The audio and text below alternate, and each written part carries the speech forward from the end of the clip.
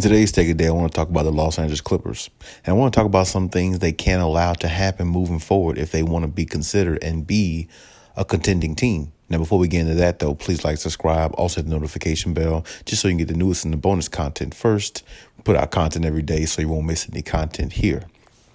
So let's go ahead and jump right in. You know, the Clippers, these last couple weeks, or should I say the last 10 games, the Clippers have went 5-5. They had the 7-game winning streak. They were playing well, and they went on a very high status at the time because they definitely thought they had it figured out, or they feel like they were figuring things out the way they wanted to. But these last several games have showed that they still got a lot of work to do.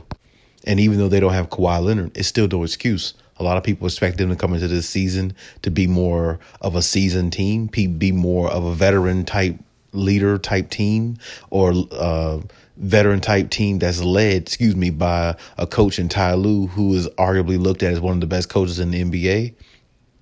And so far, it's been a roller coaster ride. Even though Paul George has been playing pretty well, I don't think a lot of people, have put him in the MVP conversation the way they, probably could. But at the same time, when you look at the Clippers record, 11-10, that's just not good enough. And honestly, looking at a loss like last night, I wouldn't put Paul George in the MVP conversation because he did have 30 points, I believe, but he also had like 7 turnovers. And that's not good basketball. And I understand that Ty Lue is trying to put him in a point guard role position. Seems like Ty Lue tries to get him and Kawhi Leonard, when they're out there, getting them to have 5 or 6 assists a game, when really that's not their game. That's really not what Paul George's game is, and that's not what Kawhi Leonard's game is. And I feel like that sometimes kind of hurts the Clippers because you're asking your main star players to do things they're really not comfortable with doing, and on top of that, you're asking them to do something that that hasn't been predicated in their career that's made them who they are today. And that's something that Ty Lue is going to have to think about in regards to getting the best out of not only his role players, but also definitely getting the best out of your superstar players by putting them in position to be who they can be and be, what they're good at. And that's scoring and playing on the other end of the floor, defense. And that's it. So if they can't get the point guard position, to full effect out of Reggie Jackson, they need to think about other things, because Paul George having 30 points and 7 turnovers is losing basketball all day long. And that's just not going to help you get anywhere, not anywhere near a championship. But when you look at this team, the one thing I look at them and I say they can't, some of the things I talk about when I say they can't allow certain things to happen, they can't allow teams like the Pelicans to come in their house and beat them.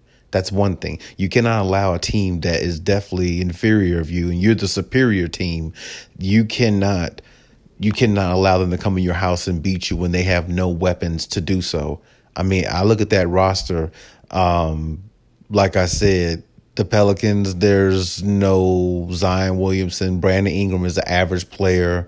Valanciunas is an average player up until last night. I mean, actually, after last night, he looked like a superstar almost.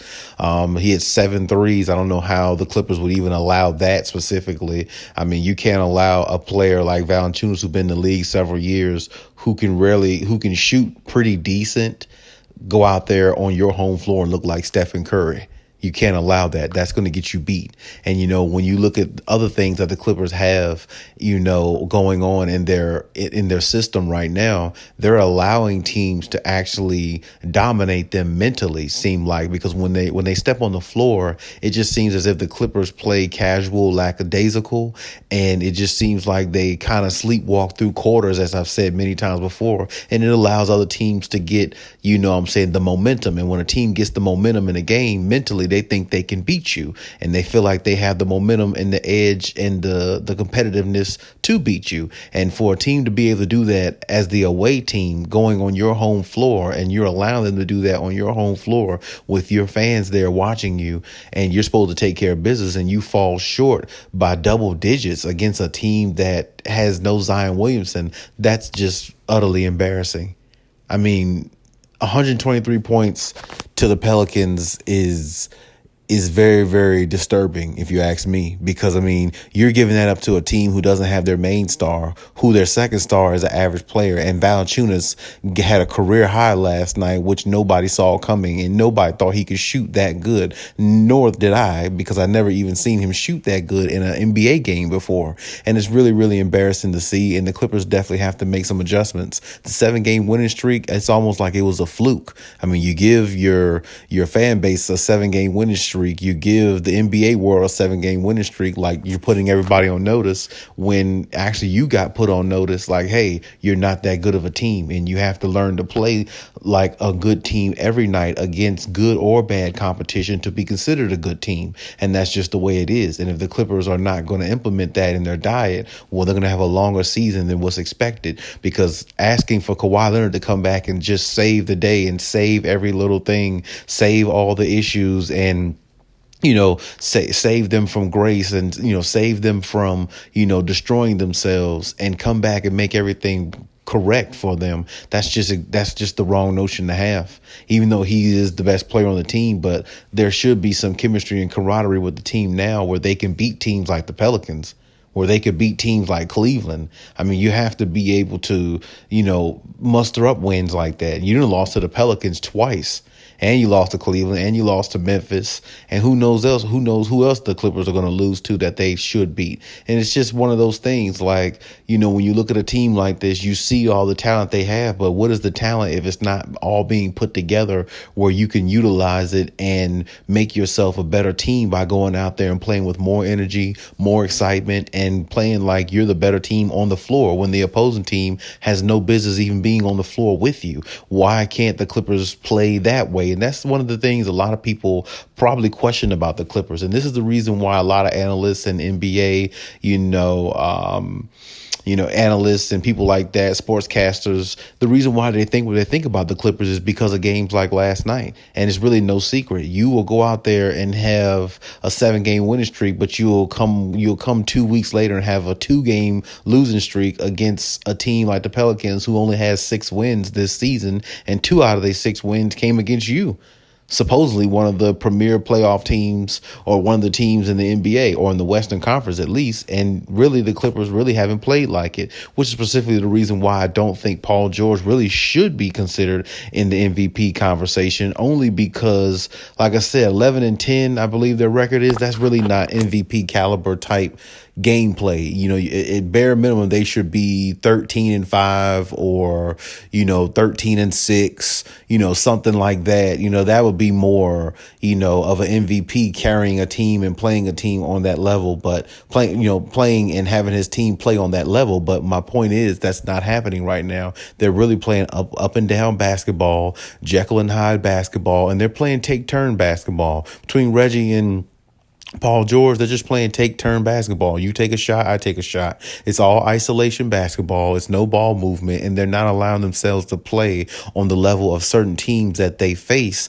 that are, that are doing things to the Clippers that, they should be able to counteract. I mean, when they play the Warriors, they might not be able to beat the Warriors, but they should be able to, move the ball a lot better and make the game more interesting. They should be able to go against a team like the Pelicans and beat them by, the score should be reversed, 123-101. That should be the Clippers with 123 points, not the Pelicans. This is what I'm saying. You score 79 points at home against a Cleveland Cavalier team with Colin Sexton going off in that game, going crazy, like, he's, like he's a premier star in the league, and that's not going to get you nowhere. That's going to get you exited in the first round, and that's going to get you, bounce out the playoffs. And I mean, unless hopefully Kawhi comes back and could save the day just the way he did last year in the first round, where he had to use so much energy just to get past the first. He got injured in the second round. And this is my point. You don't want these things to happen, but these are the things that are happening. And this is where the Clippers are.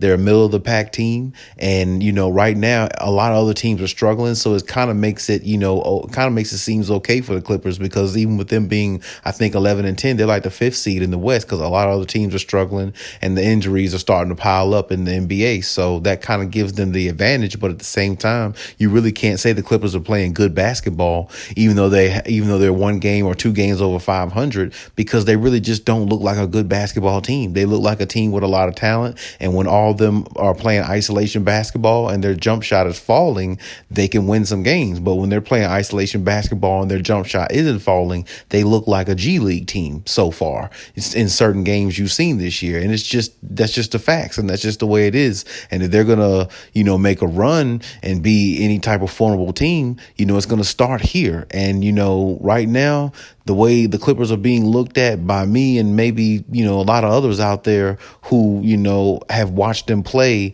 and looked at them in certain games, they just don't look together. And when you see a team like this, it makes you concerned, because even when they get their superstar back, I mean, is it going to be another situation like it was last year in the playoffs? They were struggling every series just to get out, just to fight their way through. That's not what the Clippers want to be doing, because that's going to cause injuries, that's going to cause fatigue, and that's going to cause you to get beat at some point.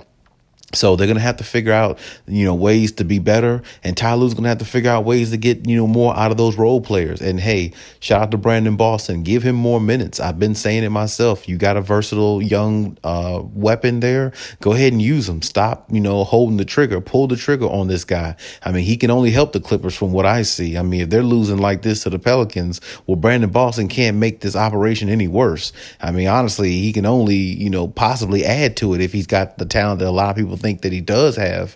So I mean, some adjustments are gonna have to be made. They're gonna have to be made very soon, because I mean, right now I just don't see a team where where you could say you're confident that they're going to make a run and make a splash and do some good things. I mean, because little things that they do wrong turn to big things at the end of the game, because it's getting them beat by teams that shouldn't even be on the same floor with them, like the Pelicans. I mean, it's just embarrassing. But at the same time, like I said, the Clippers are where they are right now. And like I said, the shooting issues they have is another issue. They can't be inefficient shooting. They have some nights where they're efficient shooting, but they have a lot of turnovers. Then they have some other nights where, it's the opposite, and I'm saying, when you're playing up and down basketball like that, your record is what it is: 11-10, 12-10, 12-11, 16-16. You have records like that. And when you start having records like that, you really just kind of look like one of those teams that a lot of people don't want to pay attention to. And a lot of people are not going to put a lot of stock into, just because the stock doesn't really have any net worth to it. And that's just the way the Clippers are right now. But, they got to keep their head high and keep forging forward and see how the season goes and see what it brings them. And hopefully it brings them Kawhi Leonard. Hopefully it brings them more wins, and hopefully it brings them more chemistry, and hopefully it brings them a whole lot less turnovers when they're in games, so they can play a lot better basketball and get better results at the end of games, when clearly they should be the better team in a lot of the games they played, and clearly they should be they definitely should be the last team standing.